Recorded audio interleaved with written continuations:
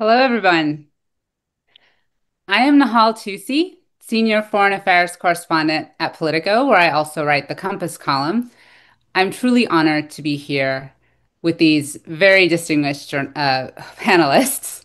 The title of this discussion is Israel and Iran at War, although things are moving so quickly that maybe they're at ceasefire now. I don't know. And by the time we get out of this discussion, they might be at war again. And of course, the US is sort of involved, but not really. It's hard to tell. Our panelists today will try to get at this and many other questions. A quick note on the format. I'm going to briefly introduce the panelists, then we'll jump straight into a set of questions I've prepared before ultimately turning to questions sent in by audience members. Today, we have with us Jeff Feltman, a veteran U.S. diplomat who also served for nearly 6 years as the Undersecretary General for Political Affairs at the United Nations in New York. He's currently the John C. Whitehead Visiting Fellow in International Diplomacy in the Foreign Policy Program at Brookings. We also have Phil Gordon, another veteran U.S. official who recently served as National Security Advisor to Vice President Kamala Harris during the Biden administration. Phil is now with Brookings as the Sidney Stein Jr. Scholar in the Foreign Policy Program's Strobe Talbot Center for Security Strategy and Technology. And we have Suzanne Maloney, the Vice President and Director of the Foreign Policy Program at the Brookings Institution. She's a specialist on Iran and Persian Gulf energy, and she has advised both Democratic and Republican administrations on Iran policy, including as an external advisor to senior State Department officials during the Obama years. And of course, last but not least, we have Itamar Rabinovich, a former Israeli ambassador to Washington during the Itzhak Rabin years. Itamar is now a distinguished non-resident fellow in Brookings' foreign policy program focusing on Middle Eastern policy. So welcome, everyone. Let's start with Suzanne. Suzanne, we have seen some extraordinary events in the past 2 weeks. Israel attacking Iranian nuclear and military facilities while encouraging Iranians to rise up against their regime, and the US joining the fight by bombing key Iranian nuclear sites. Now, President Trump says a ceasefire is in effect between Israel and Iran, but it appears shaky at best. I'm going to ask you to put on your soothsayer's hat. What will tomorrow and next week bring?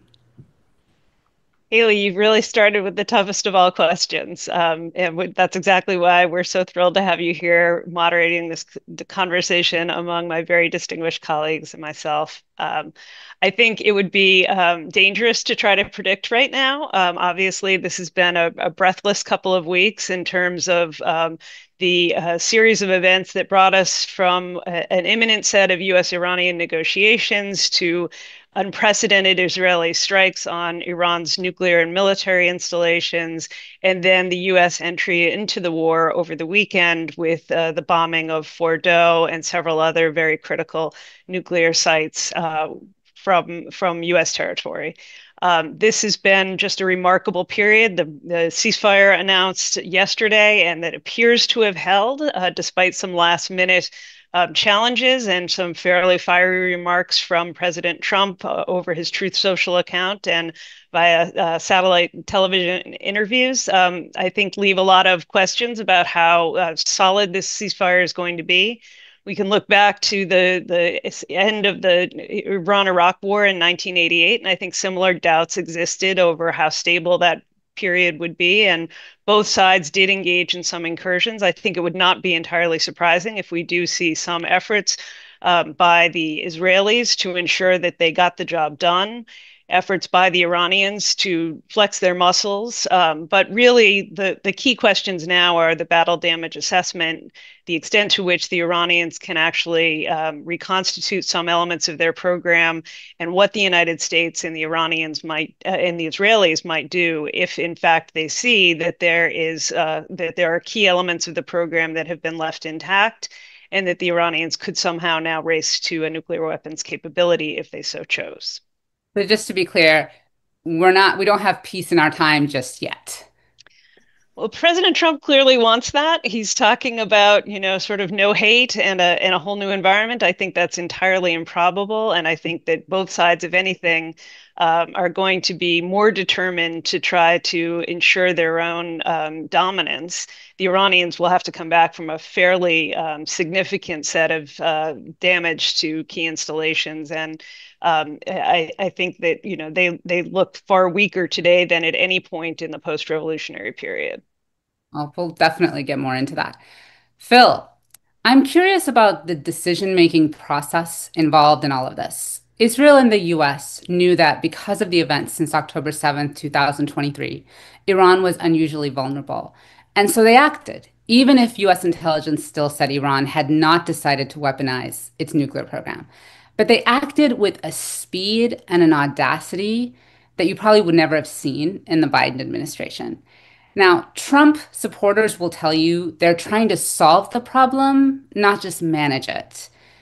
Isn't there something to be said for their approach? You're on mute. Thanks, Holly. Good to be with you and my distinguished colleagues. Is there something to be said for that approach? Possibly, we'll see. There is a best case scenario here. We won't know for a while if it takes place. But the best case scenario is indeed Israel assertively, took charge of the situation. The United States went along, destroyed or degraded this nuclear program that has been a problem for the region for decades, set back Iran's military capability, which had been used to interfere in Iran's neighbors, threaten Israel, the United States, support terrorism for decades as well. And if we're really doing best case scenario, the Iranian regime decides or realizes that this nuclear program that they had invested in for decades was a colossal waste of money and counterproductive because look where it ended. And if you follow that through, and I think that's what the Israelis are gambling on, they realize you can't stand up to Israel or the United States. It's counterproductive to invest in a nuclear program. And going forward, they'll make peace with their neighbors and not threaten them with nuclear weapons or terrorists, and we will all do better. That's not crazy. It could evolve in that direction. But aiming for that best case scenario is hugely risky. One, because we've all learned that in the Middle East, most best case scenarios don't work out. There's so many things that can go wrong. And this one can still go wrong. So it seems like we've avoided the immediate escalation into conflict, the United States getting dragged into war. I mean, if the ceasefire holds, that risk maybe was overstated. But we have no idea what Iran's future decisions on the nuclear program will be. And that best case scenario where they realize the error of their ways and stop doing this is unlikely, because it's just as likely or more likely that they will conclude that they need a nuclear weapon. They still probably have highly enriched uranium. They know how to make centrifuges. Iran is a very big country. And just like after Israel bombed the Iraqi nuclear program in 1981, Saddam decided to move to a covert program, that's probably more likely. So sure, it could work out in the way Israel hopes, but as we've seen so often in the Middle East for decades, it could also go catastrophically wrong, which is why people like me thought the better bet was to indeed manage the program and get a diplomatic deal that guaranteed Iran wouldn't get a nuclear weapon in a different way without the risks of a war. But isn't it possible that Iran might think twice, just seeing this display of military power? I mean, you seem like you still think diplomacy might have been the best option. But again, isn't that just managing a problem instead of solving it? Well, I do think there's a strong lesson in the Middle East about managing. I would love to solve the problems of the Middle East. But when leaders, including especially US leaders, have decided to solve it, it again has gone catastrophically wrong. The Iraq War is the best example of that, but there are plenty of others. So you can argue it's worth the risk, but we're not going to solve the problems of the Middle East. And like I said, I still think in this situation, so we've set back, or the Israelis and the US have set back Iran's program for X amount of time. But a nuclear deal would have done the same thing in a more assured way without the risks of war and guaranteed even the JCPOA that Trump tore up in 2018. If that were still in place today, we'd have another 5.5 years where Iran wasn't enriching at Fordo, didn't have any 60% uranium, and right now it could have a couple hundred kilograms. We don't know where it is. A limited number of centrifuges, a very small amount of low enriched uranium, and inspectors running all over the country. So, 72 hours into this, to decide, well, it worked. We dealt with the nuclear program and we didn't have a war seems to me a little bit premature. That's completely fair. Itamar, let's turn to you. Israel attacked Iran one day after a 60-day deadline that Trump gave Iran to make a deal. But 2 days before the US and Iran were due to meet again to continue negotiations. I don't know about you guys, but I've never taken Trump's deadlines too seriously. So I guess what I'm wondering, Itamar, is why couldn't Israel have waited until after that meeting that was scheduled to happen in Oman? Why the rush to strike on the 61st day? You'll have to unmute.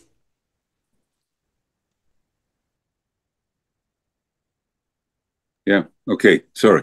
I'm not sure that I would use the word rush.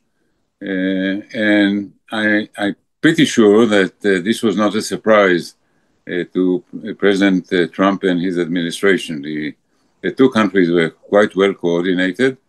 He must have reached the conclusion that the Iranians were not negotiating seriously, and he could have waited a few more days. Israel could have waited a few more days, but there was the element of surprise to be taken into account in what turned out to be a very surprising and a very successful operation. Second, we don't need to look at it only from this year's perspective. I mean, this is a long, drawn conflict between Iran and the US. I mentioned James Bill's book, The Eagle and the Lion, 1988 book about that relationship.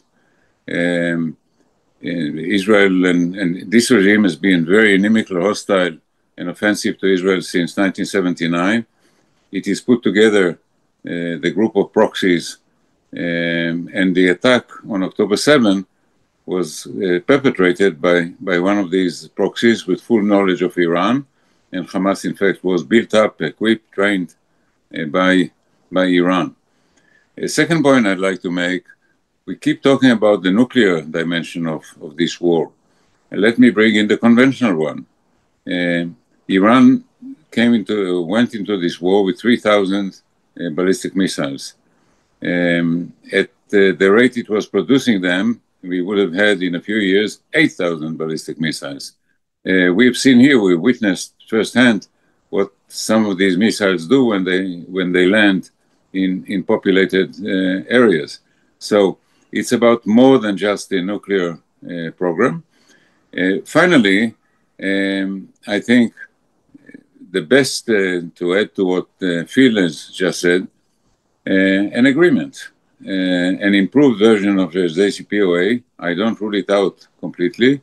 The art of diplomacy, and I'm using the word art advisedly here, it would be to find a formula that would do the job without humiliating Iran to the point where it won't be able to do it or won't be willing to do it.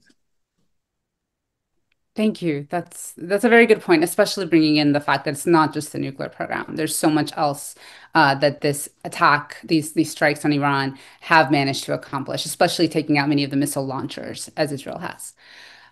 Jeff, so this is kind of a tricky question to phrase, so have some mercy on me. But it seems as if the United Nations, a place where you used to work, is sort of a bystander in all this.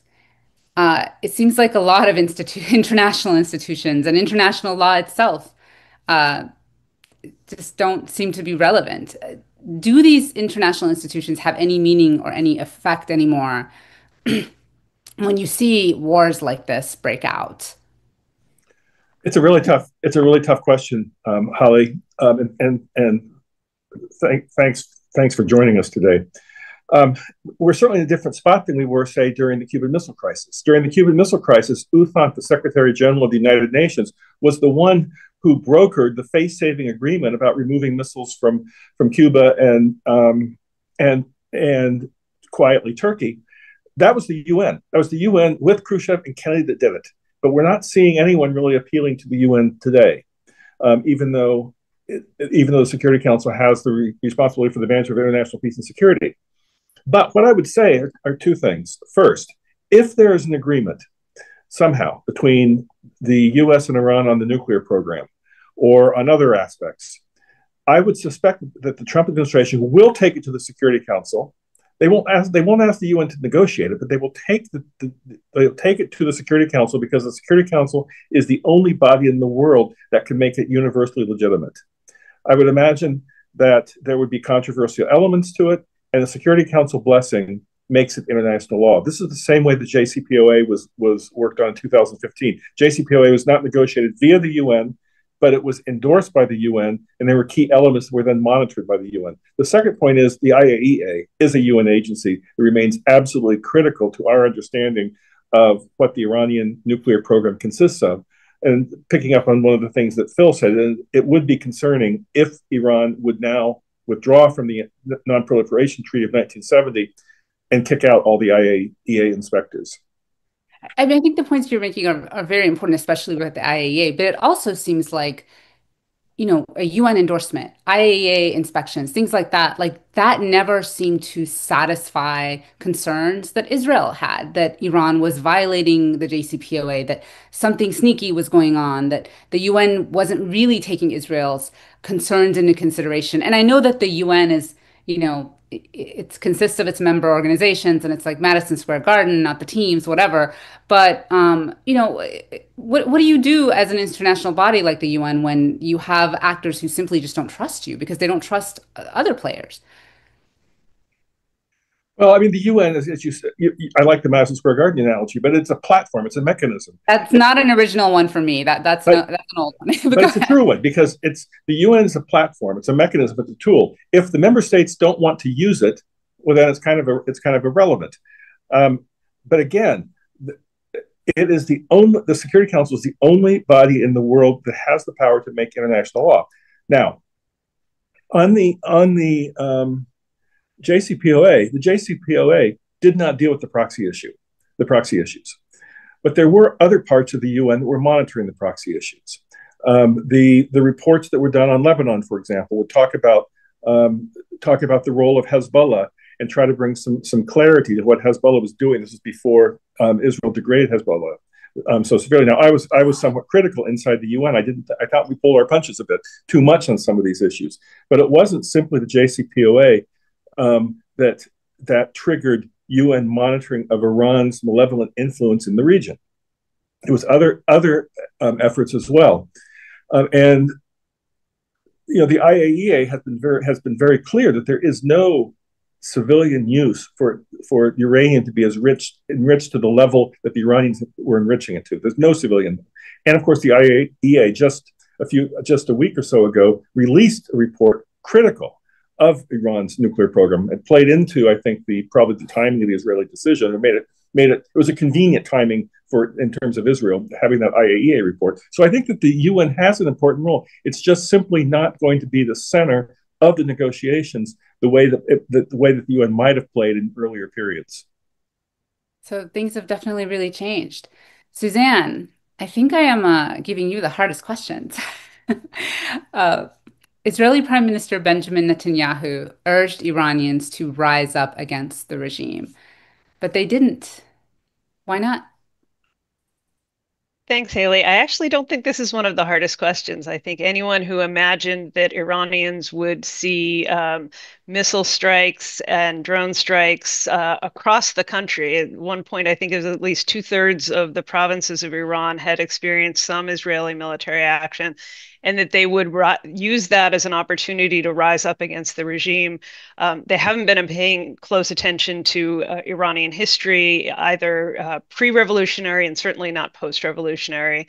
I think that it was inevitable that there would be at least some effort by the regime to rally the population around the flag, and we, of course, saw the staged demonstrations.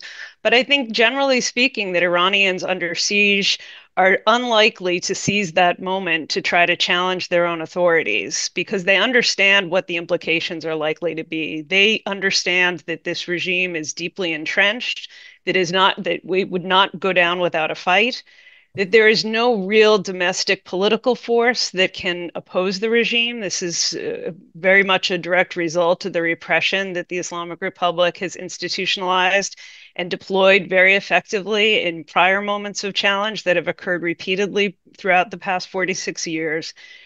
And I think that, you know, there were really no external forces that were going to be capable of mobilizing the population. There are many, many dissidents, many of whom have been forced to leave Iran over the years.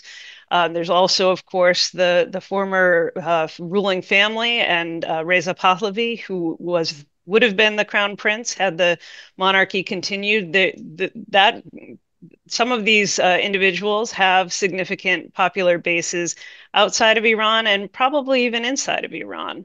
But they're not really in a position to direct activity or to galvanize some kind of an opposition on the ground.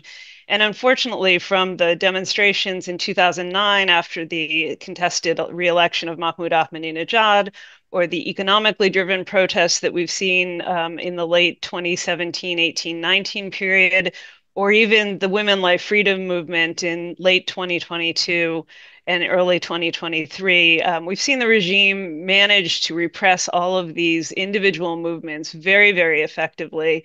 And we've not seen the types of defections that would lead us to a situation where there might be some kind of splintering of the regime itself. But you know, Susan, I mean, this is a very interesting point. Like you have seen this growing discontent among Iranians with the regime.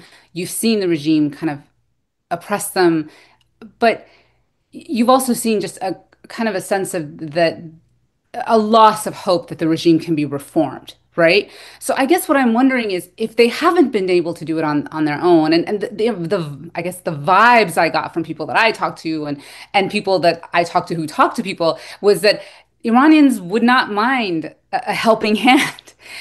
So I guess what I'm wondering is why didn't that translate this time? Like you have an opportunity and you don't seize it. What happened? I don't think a war being waged on your homeland really creates an opportunity for political mobilization by a more liberal democratic force, unfortunately. I think this is a regime that I've described as being in a state of slow motion metastasis. And this crisis, I think, demonstrated that even all the investments in both the nuclear program, its proxy network, and its military capabilities at home did very little to defend Iranians. So I'm sure that the disillusionment, frustration, and alienation of the average Iranian citizen from this system is even higher today than it was at any point in time in the past. But they also know that the regime just retains its repressive power, especially at home.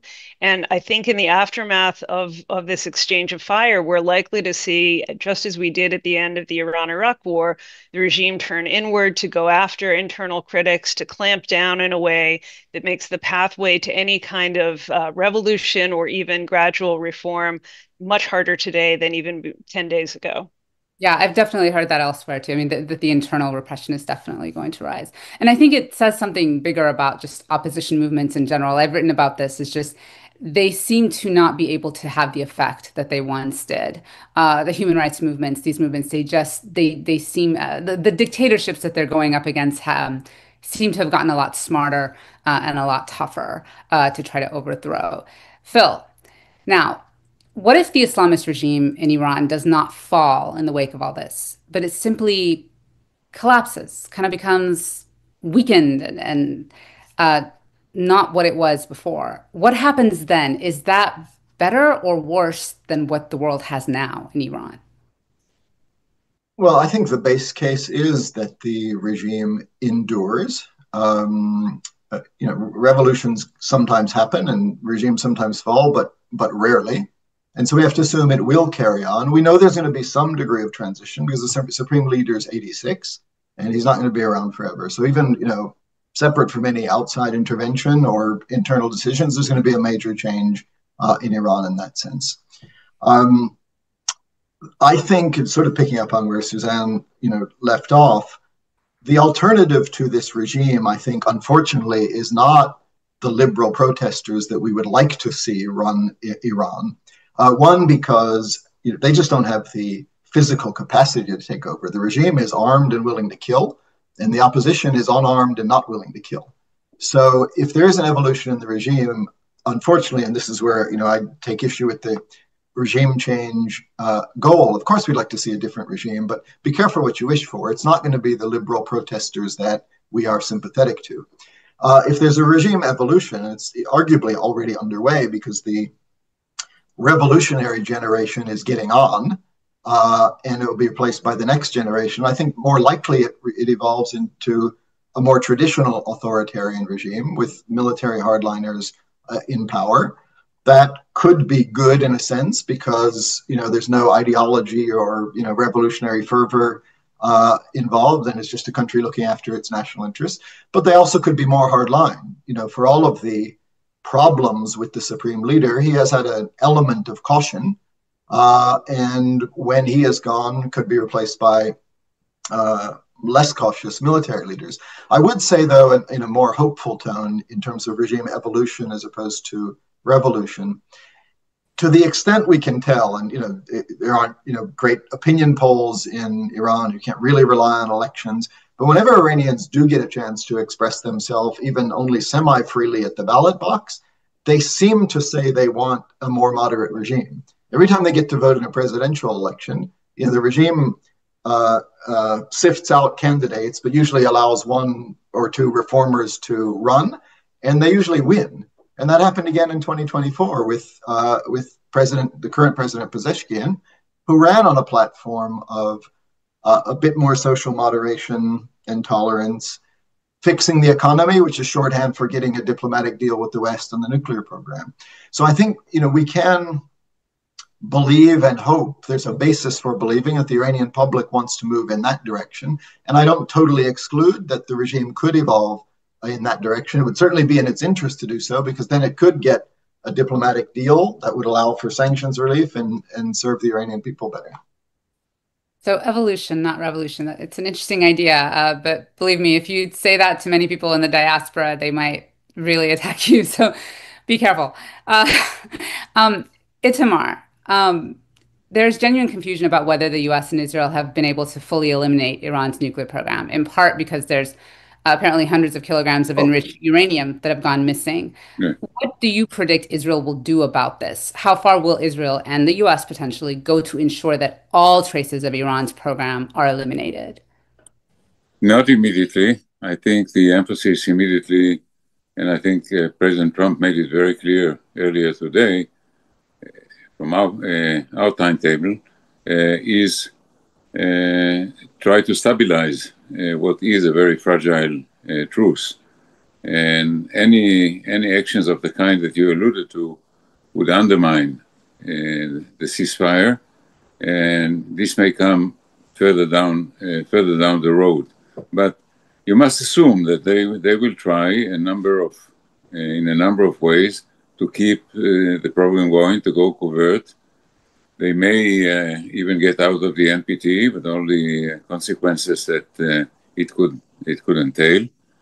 But may I also say something about the earlier discussion about evolution or revolution? Yes, please. I think we also need to look, maybe not right now, but in the foreseeable future, about an internal collapse. I think the Iranian Revolution was a great revolution on the scale of the French Revolution and the Russian Revolution. And there were some resemblances between the three. In the other two, in the French case, there was a Thermidor fairly soon, the conservative backlash, and then Napoleon and other things. But the original revolution disappeared in a way fairly soon. In Russia, it took about 70 years. At some point, I think we could see a collapse of the regime. And let me take a page from the Syrian book. No one outside Syria and maybe inside Syria had realized how rotten and weak the regime was. And all it took was a push from a relatively small group to topple it. So we don't really know what goes on inside the regime. I don't want to rule out the possibility that not right now, but at some point in the not too distant future, the alternative could be not evolution, not revolution, but collapse. No, it's a very, very good point. Thank you. Uh, Jeff, um, what do you think Israel's surprise attack and Trump's decision to strike Iran 2 days after saying he'd decide, quote, within 2 weeks, end quote, means for international diplomacy going forward? Can anyone be trusted if you're a country, you're looking to make a deal uh, with President Trump or anyone else? Do do these promises mean anything anymore? I don't think anyone probably takes Trump's timeline seriously. It's something that you had earlier mentioned.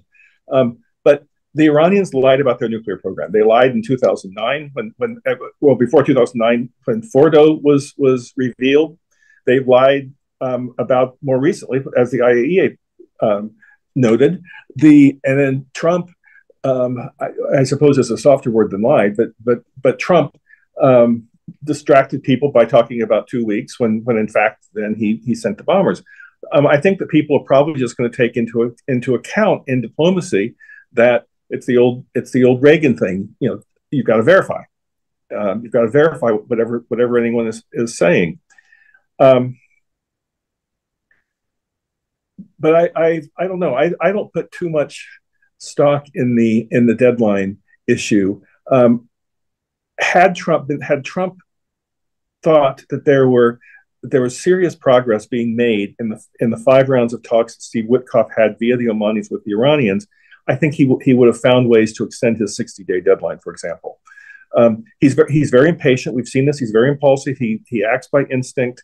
But if he thought that these talks were going to be promising with the Iranians, and he wasn't being, as he says, played or tapped out, in his words, I think he would have found a way to go beyond the 60 days.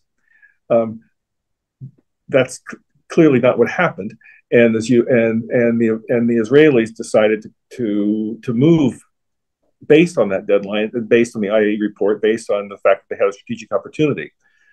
Can I jump in and say something on this, Ale and Jeff? Good. Sure. So you're on mute. I was just going to say, I don't think it's necessarily accurate to describe this as Trump running out of 60 days and deciding to act. Yeah. Israel decided to act regardless of Trump's 60 days. And then when Israel acted and Trump didn't stop it, Trump decided to get on board. It seemed to be going well, and now talks about it as if he decided to enforce the 60-day deadline. But that doesn't match up with what actually happened. I mean, there is a good point to be made there. It is unclear what exactly is in Trump's head. And one thing you learn, I think, covering Trump is multiple things can be true at the same time. He might have genuinely wanted diplomacy and to see if the meeting worked, the meeting that was never held. But at the same time, he might have been losing confidence that it would go anywhere. And he might have literally, people are like, did he give a green light or a red light or a yellow light to the Israelis? And I'm like, the light was probably just broken. The Israelis did what they wanted to do. And then Trump was like,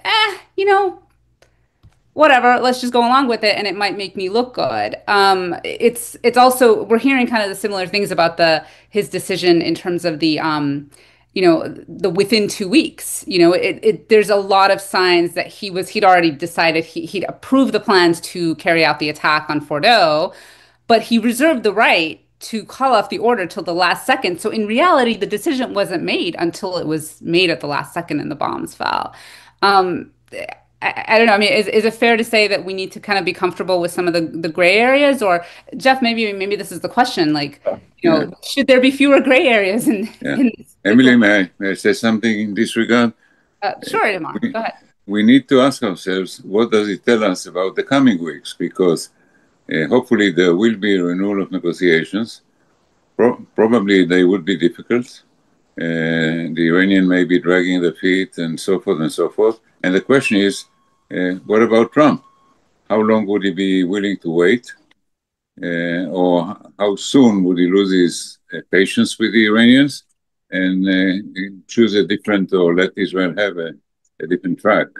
So, but it's also just, I mean, if I can just make the point, and anyone else jump in here, it's also like, what does Trump want? Right? What are the end goals of a diplomatic deal? I don't know that anyone really entirely knows this yet. Exactly. I mean, Suzanne, what do you think? Do I we think know? Trump wants to play peacemaker, and he's had that opportunity in the past 48 hours, and so he's going to seize it. I don't know that he clearly does not want Iran to have a nuclear weapons capability, but how he defines that and whether his standards are precisely the same as Israel's might be, I suspect there may be some daylight there. And I think that, one of the challenges that we have now is, as Phil said, that, Iran has some capability to reconstitute its program. It knows how to make centrifuges. It probably has a number of centrifuges that were not impacted by this series of strikes. It certainly has some stockpile of highly enriched uranium. And one could imagine a situation in which the Iranians play the negotiating game as they have in many times during the past, while looking to try to reconstitute the program covertly. And I think that that is a risk that Israel is certainly aware of and is going to be holding a very hard line. I just want to make one other point, which is that, a lot of the debate over the course of the past 12 or 13 days has suggested that the president was on the precipice of a breakthrough with Iran, and the Israeli attack demolished that. I think we all know this, and we all probably agree on this point, but I think it's really important to say that there was almost no prospect of a really good deal being concluded between the United States and Iran and the wider international community that would have set Iran's nuclear program back in a significant way. The Iranians did not take the Trump administration seriously.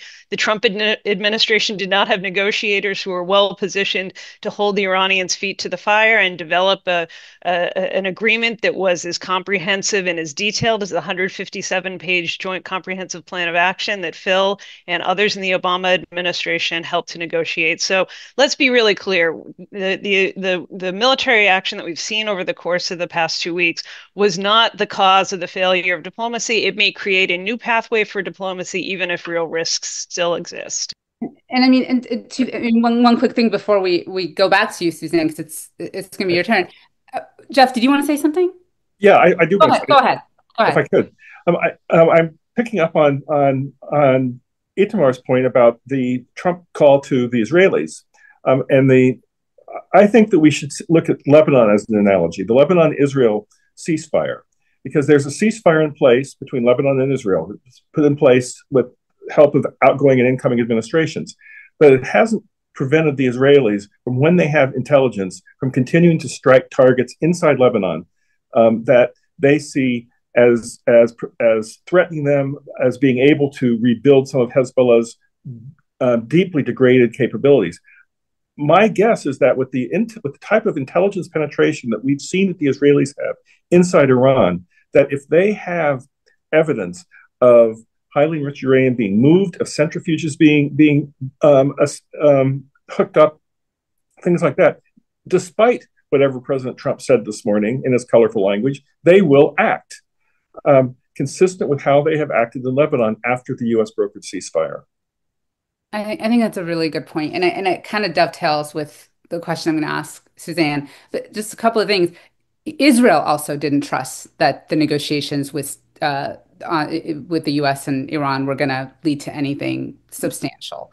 But the point that I'm also trying to bring up is we know Trump doesn't want a nuclear Iran, but does he also want them to get rid of all their ballistic missiles? Does he want them to eliminate the proxies? Does he want human? I mean, there's so much more that could go into this, and I still think he doesn't necessarily have the people or the clearly stated end goals of what he wants Iranians to agree to. And I think maybe that's part of it. Maybe he just doesn't like being too clear about his end goal because that holds him to a certain account. So. Jeff, you made the point about what Israel is likely to continue to do inside Iran going forward.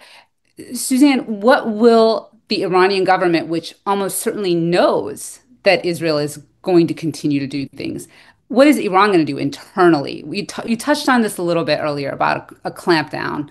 If you're an Iranian dissident or a member of Iran's Jewish community or anything else, I mean, what can you expect to see in the coming months and years?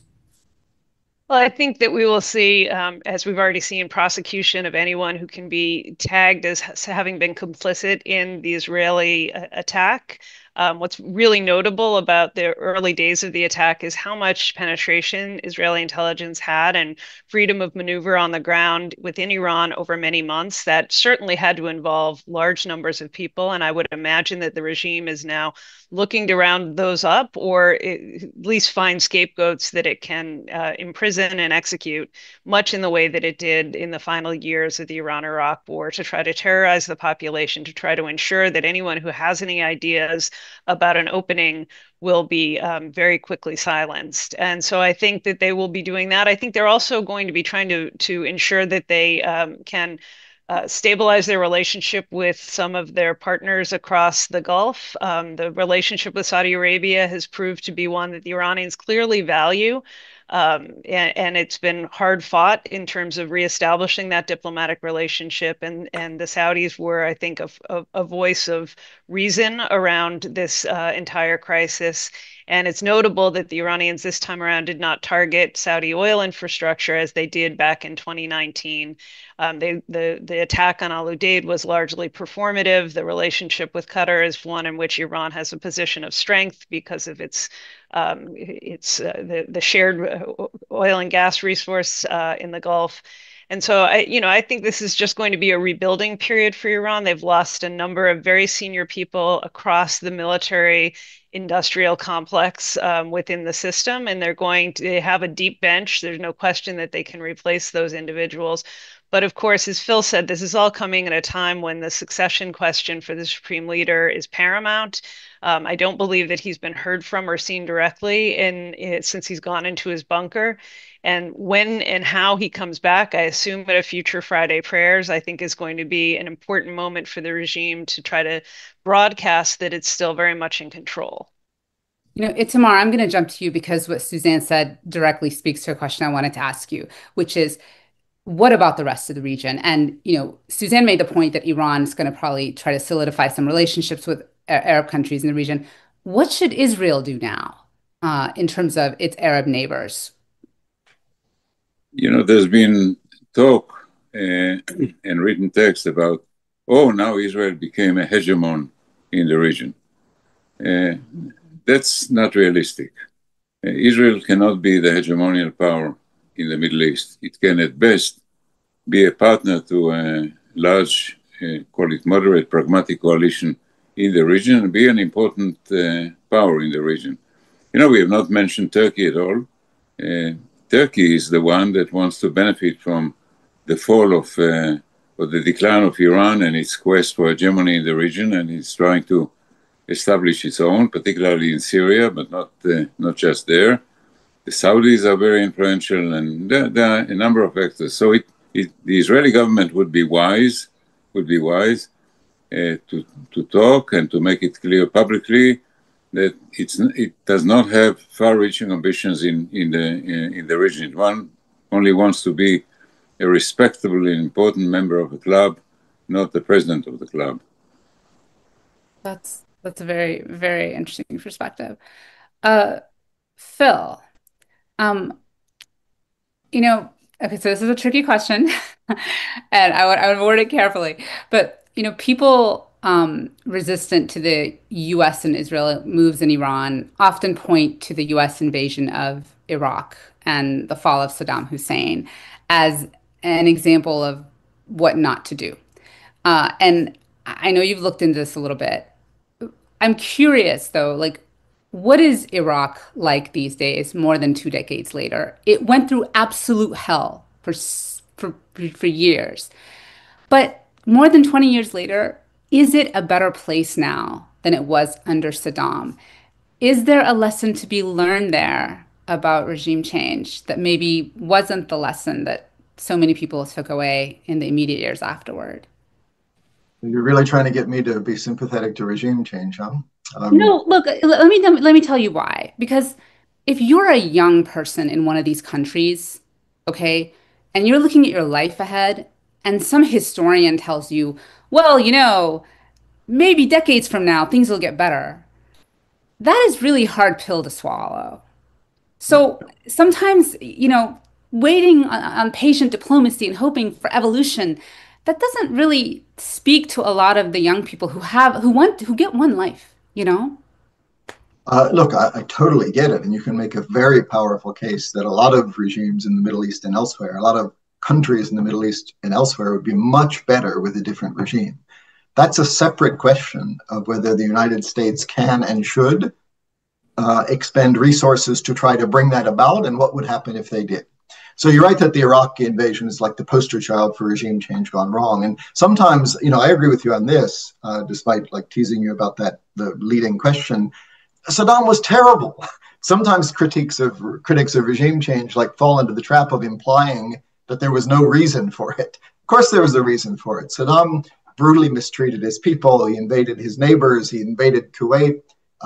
He might not have been pursuing an active nuclear program, but he wanted weapons of mass destruction. The world would have been a much better place without him. But the question is not, is that the case? It's, again, what does it mean for our policy? So to go back to your direct question, like how is Iraq doing today? Like not bad in the grand scheme of things. Everything's relative, right?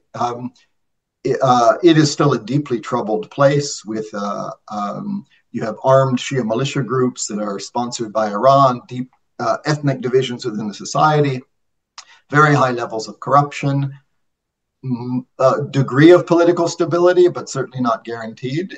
And that's way better, obviously, than under Saddam in the 80s when it was at war with Iran, or under Saddam in the 90s when there were sanctions and periodic conflicts. Certainly better than in the 2000s after the US invasion. You had a civil war killing lots of people, and then way better than what followed that, in ISIS taking over large parts of the country, this brutal, violent, repressive terrorist movement. So did the US invasion in 2003 ultimately, 20 some years later, help lead to something that's better? Probably. But then you go back to like, was it worth thousands of American lives, hundreds of thousands of Iraqi lives, a decade and a half of conflict, the takeover of a terrorist group, the United States spending $300 million a day for 10 years to try to make the situation better to get where we are today? People can make that judgment. So the point is not, would these places better? And I said this about Iran. Iranians would be much better off with a different regime. And so would their neighbors. The question is, if the United States or Israel decided to try to bring that about, like by arming opposition groups or deliberately fomenting an overthrow of the government, that's a different question. Because if that led to the pro-Western liberal, moderates being in power like we would like, then the Iranian people would be better off and we would be better off. But my point was that is actually an unlikely outcome. Last point on this, it's an important question, and I can say you can argue both sides, but I don't want to totally take away hope. When you said a lot of people will be frustrated at the idea of evolution. They're not going to evolve. It's been 45 years, and I totally get that frustration, even while cautioning about revolutions aren't always great for the people either. But I have in mind, Itamar brought up Syria as an analogy, a bit different because in Syria you had an armed opposition group supported by Turkey that was able to overthrow the government, and we don't know how that's going to play out. I think sometimes the Soviet Union is a relevant analogy for Iran. An ideological regime in power for decades, aging leadership, a failed foreign intervention in Afghanistan, so a lost military conflict, a failing economy, and then a president that wanted something different. I made the analogy, I'm not saying Pezeshkian is Gorbachev, but that's a sort of evolution where ultimately from within someone decides, let's try to do this differently. Now, obviously, Russia today is not a model for anybody, but my point is there are different paths to getting rid of a corrupt, failing regime.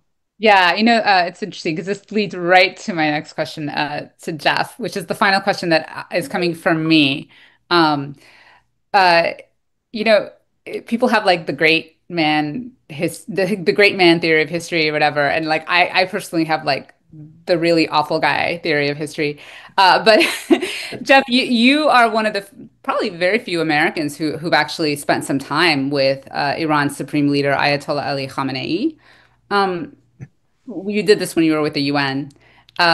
What's he like in person? And what do you think he'll do next? Well, yeah, this was almost 13 years ago that it was the non-aligned summit, and I accompanied Ban Ki-moon into a small meeting with the supreme leader. It was 2-on-2. I was with Ban Ki-moon. He had the first vice Ahmadinejad's first vice president, Mohammad Reza Rahmi, who was later convicted, thrown in Evin prison for corruption. And it was basically a several-hour monologue from the supreme leader in a very sort of uncharismatic, quiet voice of diatribe against the United States, animosity, hostility against the United States. The U.S. leaders are mendacious. The U.S. leaders are exploiting their own people. The U.S. leaders are promoting war in the Middle East, can't be trusted, etc. And I would expect that even though that was 13 years ago, that his feelings or his instincts have been reinforced by walking away from the JCPOA, reinforced by some of the rhetoric we talked about earlier about 2 days, 60 days, et cetera, et cetera. I mean, I don't think it was an act. I think that he is sincerely, his whole identity and the whole identity of the Islamic regime is built around being anti-American, anti-Israeli. It's not built around being sort of pro-Iran. It's being anti-American, anti-Iranian. And it's an additional complication for how we get back to a diplomatic track. Is how you overcome that anti-American animosity that's baked in to the entire identity of Khamenei and the Islamic Republic. And right now, I would imagine that his two main concerns in his bunker are, one, the succession that Suzanne and others have talked about, and two, what now do you do about rebuilding deterrence? Because the deterrence that Iran had built up on the nuclear program, the deterrence that Iran had built up with its proxy network, the deterrence they built up with their own air defenses is destroyed. And so I would imagine deterrence and succession are what's on his mind. And it's not going to be, the first thing on his mind is not going to be the negotiations. On Pezeshkian, to Phil's point, I think that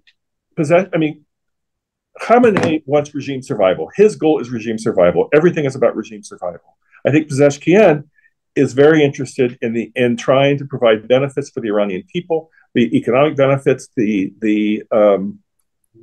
that would encourage him to want to go back to negotiations with the idea that you would find a way to lift sanctions. The problem is all of the issues that so concern us, the nuclear program, the proxies, the IRGC, the human rights repression, aren't in Pezeshkian's hands. They're in the hardliners' camps. And so if Pezeshkian would have permission for his government to negotiate with us again on the nuclear program, what do we do about those other parts that are so problematic for us and that contribute to that 46 year of hostility between our two countries? These are excellent questions to ponder. Now, I have a few questions from the audience. We don't have that much time, so we'll see how many we can get to. But Jeff, I'm going to stick with you on this. How do you think that China and Russia will view the U.S. delivery of a preemptive strike on an adversary? And this question comes from Sophie Antrobus of the United Kingdom. Great question. And I would think that the Iranians would be looking at their alliance with Russia and saying, so what did we get out of that after all? You know, the Iranians provided drones and technology to the Russians for the Russian war on Ukraine. And I suspect that the Iranians expected more than rhetorical support from the Russians. You know, that they've invested in the relationship, in this strategic relationship with Moscow, and Moscow gave them rhetorical support when they came under attack by the United States. China gets a large percentage of its oil from Iran, not the most comes from Russia, but enough that certainly China would have been concerned about what this means for their energy supplies. And I think that probably played into the Iranian decision not, at least so far, not to try to mine or close the Strait of Hormuz. Was Iran needing to keep the revenue base open, needing to keep the relationship with China going. So I would suspect that there's a lot of thinking in Tehran about their external relations, because they really don't have any friends. So Moscow and China are about as close as they have to real friends. It's a very good answer. Itamar, I want to ask you this question. It comes from Ibrahim Rabala of Birzeit University, which I believe is in the West Bank. what could the impacts and consequences of the Israel-Iran war be on the situation of the Palestinians, especially in Gaza? Um, it's more likely that Hamas would make a deal when we get to it, because it's weaker now. It does not have the Iranian patron. So that could be a positive one. I would hope. Look at the peace process of the 1990s, the height of the Arab-Israeli peace process that produced the Oslo Accords, peace with Jordan, and so forth. It came in the aftermath of the first Gulf War, when the President Bush and Secretary Baker decided that they should take advantage of the circumstances created to try to solve the Arab-Israeli conflict. So, if a diplomatic process begins now between the United States and Iran, and if the United States decides to expand the platform and try to resolve maybe not the whole Israeli-Palestinian conflict, but at least the Gaza issue, that would be a huge benefit. Yeah, can you imagine having like a grand bargain where we just put all the problems on the table and just No, not all, but a couple of them. Yeah. okay, I guess a girl can dream. Listen, I'm gonna ask you guys something. Like I'm just gonna throw this out there because I want all of you to get a chance to say something. But what is a question that each of you wishes that people were asking right now, but that no one is really asking, or they're not asking enough? Suzanne, can we start with you?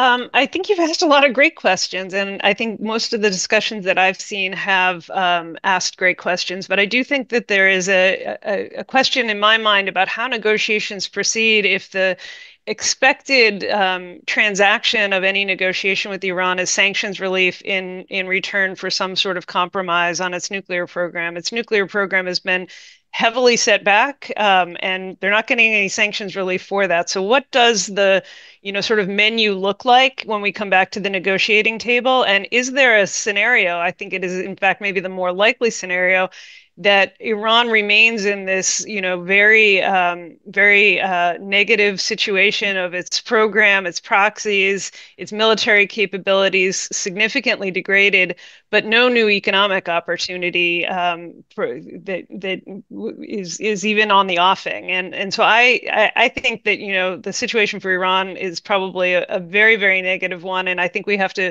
probably think about a different concept for negotiations with Iran under the current circumstances. And I don't know what those look like. So that would be my question. Good one. Jeff, what do you think? What's a question you wish people would ask? You don't have to answer it. I'm just wondering what you think. Israel has seriously degraded Iran's proxy network, but they haven't eliminated the proxy network, particularly a group like Hezbollah, which still, as we saw in the local elections in Lebanon, still has strong political support inside Lebanon. So what happens with the remnants of this proxy network going forward? Does Hezbollah, looking at how weak Iran was next to Israel, and also with seeing how far the Israeli intelligence penetration of Iran went, does Hezbollah become more Lebanese and less of a strategic asset for Iran? Or does Iran double down and try, despite the loss of Syria, despite Israel's degrading of Hezbollah, to rebuild its proxy network? So there'll be a lot of people looking at the nuclear file. I think we also need to keep an eye on making sure that the proxy network does not resurrect itself. We only have a couple of minutes left. Phil, what is a question that you wish people would ask? I mean, so first, I agree with Suzanne that you have asked all the right questions, and I'm more in the market for answers than questions. But I can tell you that the questions I had going into this, which remain on the U.S. participation in the strikes, is one, like, what damage could we do and did we do? I don't think we have the answer to that one yet. If the answer is like we totally obliterated it, like the White House claims, that is important, but I don't think it is. And we just don't know how much of the tunnel network is intact. How much did they move the HEU around? What is their capacity to turn that 60% into 90%? That's an important question that is still out there that will help determine whether this was a success or not.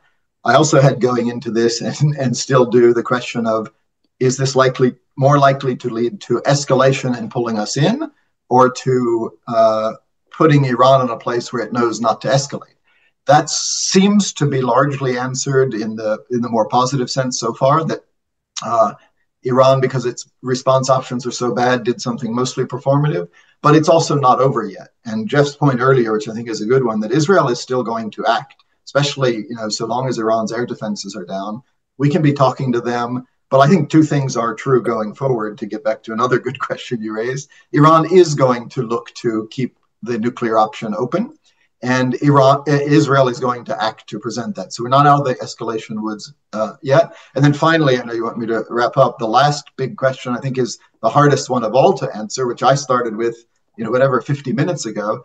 Does this lead Iran to realize that its nuclear ambitions are counterproductive and stop? Or does it do the opposite and make them more determined to get a nuclear weapon? That is the question at the heart of this whole operation.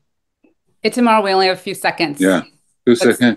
The question that is not asked of me, but that almost every Israeli asks every Israeli, how is this going to affect the Israeli domestic politics? We have an election in 2026. Netanyahu was trailing in the polls. What impact would his success in Iran have on Israeli domestic politics? Wow. And my God, there's so much more that we could do, which I guess is great because it means we can hold more of these amazing sessions with amazing people like yourself. It has been truly an honor to moderate the session. I wish I could have asked even better questions. And who knows what world we will be emerging into now that this session is ending. And I want to thank the audience and the people who helped put this together. Thank you so much. This has been great. And please join us next time as well. Thank you. Thank you all.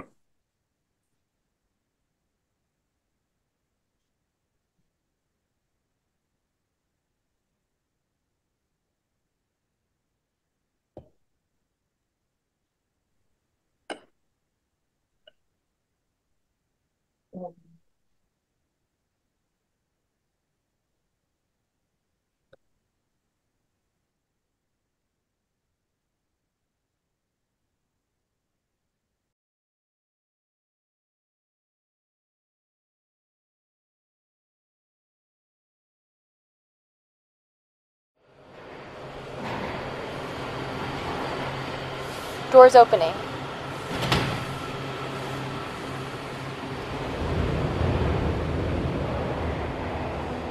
Hi, I'm Rob Puentes, Vice President and Director of Brookings Metro. I'm also the host of Metro Blueprint, a podcast from the Brookings Podcast Network. Every 2 weeks, a different Brookings Metro scholar and a guest will discuss ideas and action to create more prosperous, just, and resilient communities in America. In recent years, an astonishing 90% of the nation's innovation sector growth was generated in just 5 superstar tech regions, while other places across the country saw their economies struggle. The Biden administration addressed this imbalance by embracing place-based industrial strategies that direct investment into the communities left behind by globalization and automation. For his part, President Trump is taking a different approach, with a renewed push for tariffs and protectionism that he says will encourage reshoring of manufacturing. In this episode of Metro Blueprint, Mark Miro, Senior Fellow at Brookings Metro, and Gordon Hanson, the Wertheim Professor of Urban Policy at Harvard's Kennedy School, will discuss the current debate and ways to address the regional economic consequences of globalization. You can learn more about this podcast on our website, brookings.edu/Metro Blueprint. And now, here's Mark and Gordon.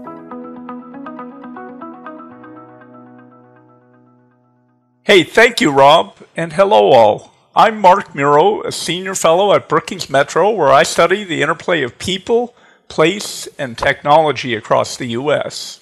In recent years, I've tracked the stark regional divides that have beleaguered the U.S. for several decades now.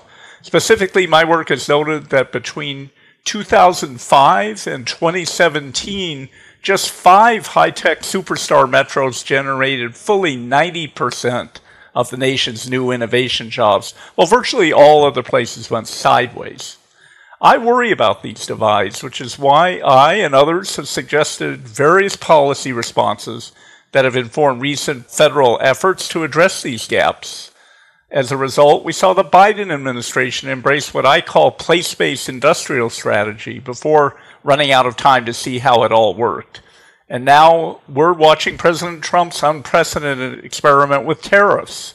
that he insists will encourage companies to onshore manufacturing and revitalize heartland towns. In any event, it's a good time to talk about all of this. What's more, it's a truly excellent time